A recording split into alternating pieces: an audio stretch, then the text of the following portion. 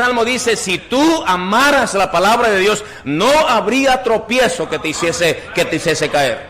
No, el desaliento no te visitaría. Mucha paz tienen los que aman tu ley y no hay para ellos tropiezo. Por eso le digo, hermano, mucho de lo que somos es apariencia. Mucho de lo que somos es solamente una euforia externa, cuando en la vida interna no llevamos una vida cristiana real.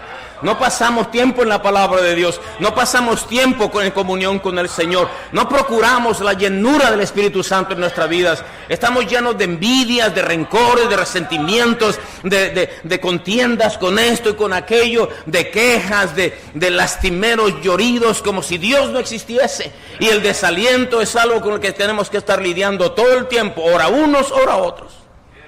El Señor dice, mucha paz tienen tu ley. Tienen aquellos que aman tu palabra y no hay para ellos tropiezo.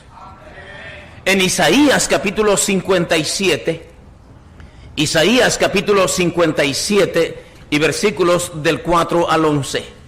Isaías capítulo 57, versículos del 4 al 11. Isaías 57, 4 al 11. ¿De quién os habéis burlado? ¿Contra quién ensanchasteis la boca y alargasteis la lengua? ¿No sois vosotros, hijos rebeldes, generación mentirosa, que os enfervorizáis con los ídolos debajo de todo árbol frondoso, que sacrificáis los hijos en los valles debajo de los peñascos? En las piedras lisas del valle está tu parte. Ellas son tu suerte, y a ellas derramaste libación y ofreciste presente. ¿No habré de castigar estas cosas? Sobre el monte alto y empinado pusiste tu cama, allí también subiste a hacer sacrificio. Y tras la puerta y el umbral pusiste tu recuerdo, porque a otro y no a mí te descubriste. Y subiste y ensanchaste tu cama, e hiciste con ellos pacto, amaste su cama donde quiera que la veías. Y fuiste al rey con ungüento, y multiplicaste tus perfumes, y enviaste tus embajadores lejos, y te abatiste hasta la profundidad del Seol. En la multitud de tus caminos te cansaste, pero no dijiste, no hay remedio. Hallaste nuevo vigor en tu mano, por tanto no te desalentaste. ¿Y de quién te asustaste y temiste que has faltado a la fe y no te has acordado de mí ni te vino al pensamiento? ¿No he guardado silencio desde tiempos antiguos y nunca me has temido? Qué duras palabras. El Señor está diciendo, mira, haces lo que te da la gana, te vas al pecado, te das cuenta del error, te das cuenta de lo falso que son los ídolos, y para el mal nunca te desalientas. Para darle tus fuerzas a este mundo nunca te desalientas. Para pelear para eso nunca te desalientas. ¿En qué está el problema? ¿Qué tienes conmigo? Dice el Señor. ¿De quién te apartaste y temiste que ha faltado a la fe? Y no te has acordado de mí ni te vino al pensamiento. Con cuánta indignación está reclamando el Señor. Estás desalentado de mí, pero del mal no te desalientas. Das tu dinero a esto, vas tu dinero a aquello, compras esto, compras aquello, te exprimen los intereses de la tarjeta de crédito, te exprimen en la agencia de autos, te exprimen en las tiendas y no te desalientas, sigues adelante.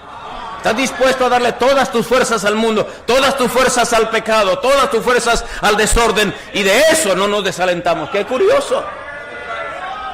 Queremos que la gente nos comprenda, nos entienda. ¡Ay, qué desalentado estoy! Pero me temo, hermanos, que tenemos que entender que Dios no está contento con los desalentados. Se puede explicar el desaliento, pero no se puede justificar. No hay derecho alguno para uno desalentarse. Les traigo a la memoria aquel salmista Asaf, en el Salmo 73.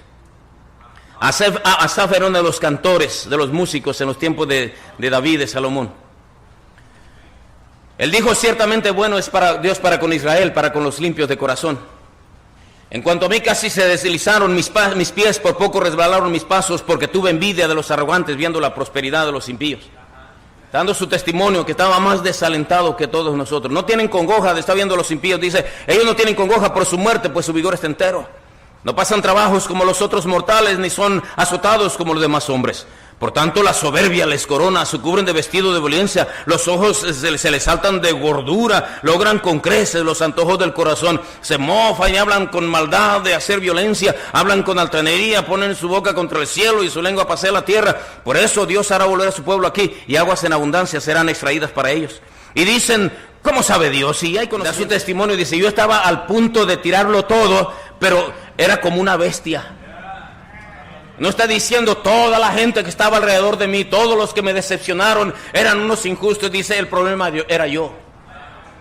Y se levanta del desaliento y Dios lo inspira para que escriba su testimonio, para que entendamos que el desaliento no es algo que nosotros tenemos que tomar como una espada y blandirla y justificarnos, o una hamaca y tendernos allá y entiéndame que estoy desalentado. ¿Recuerdan ustedes el testimonio de Juan Marcos, el sobrino de Bernabé? Ahí tenemos un poquito de su historia. Hechos capítulo 12, versículo 12. Y habiendo considerado esto, llegó a casa de María, la madre de Juan, el que tenía por sobrenombre Marcos, donde muchos estaban reunidos orando. Ese Marcos era un buen muchacho. Cuando Pedro sale de la cárcel por obra de Dios, y el ángel lo pone en la calle y se da cuenta que es la mano de Dios que lo libró, se va corriendo a donde está la reunión de la iglesia y se encuentra que los hermanos están orando. Ahí estaba Juan Marcos. Era un buen muchacho. Era de esos muchachos que están dispuestos a pasarse la noche orando cuando es necesario. Era un buen muchacho.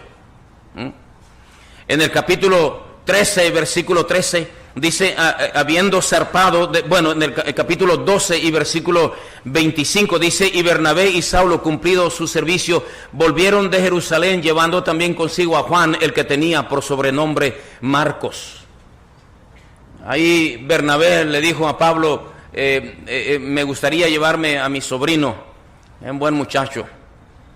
Me imagino a Pablo siendo tan escrupuloso, le habrá dicho, ¿y está seguro que aguanta? Bueno, no sabemos cuánto tiempo va a durar. No sabemos si vamos a ir a pie o en caballo o en barco, o si vamos a pasar días de hambre. ¿Aguantará tu sobrino? Sí, es un buen muchacho, ¿no? Yo te aseguro, te garantizo a mi sobrino. Dice en el capítulo 13, versículo 13, habiendo zarpado de Pafos, Pablo y sus compañeros subieron a Perge de Panfilia, pero Juan, apartándose de ellos, volvió a Jerusalén. Ya me imagino a Pablo diciendo, ya sabía que este muchacho no iba a aguantar. No me daba la finta de ser un buen estudiante del instituto. Este muchacho no va a graduar, no la va a hacer.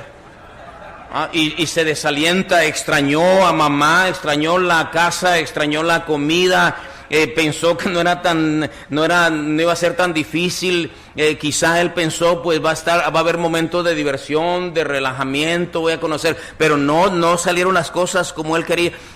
Pablo y Bernabé siguieron el viaje misionero, ganaron muchas almas, establecieron iglesias, regresan a Antioquía y dan el reporte y están un tiempo allí con ellos, y luego dice Pablo, vamos a visitar a los hermanos, vamos a los hermanos a ver cómo están.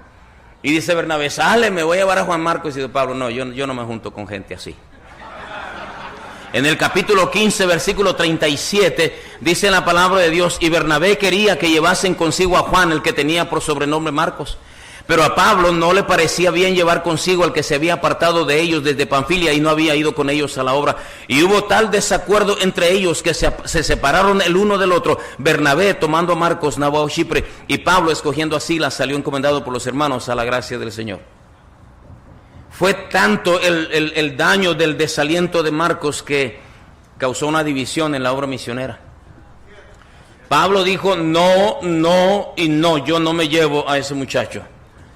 No, era Pablo, hermanos, era el apóstol, el hombre que recibía revelación de Dios de lo que debía hacer, el hombre que se suponía que tendría compasión, que tendría la mano extendida sobre el desalentado, el hombre que uno supone que estaría para perdonarle todas las deudas y todas las trácalas que había ocasionado, pero dijo no. Lo asombroso, hermanos, lo asombroso es que Juan Marcos no se desalentó. Lo asombroso es que si recibió el desdén de Pablo, el gigante,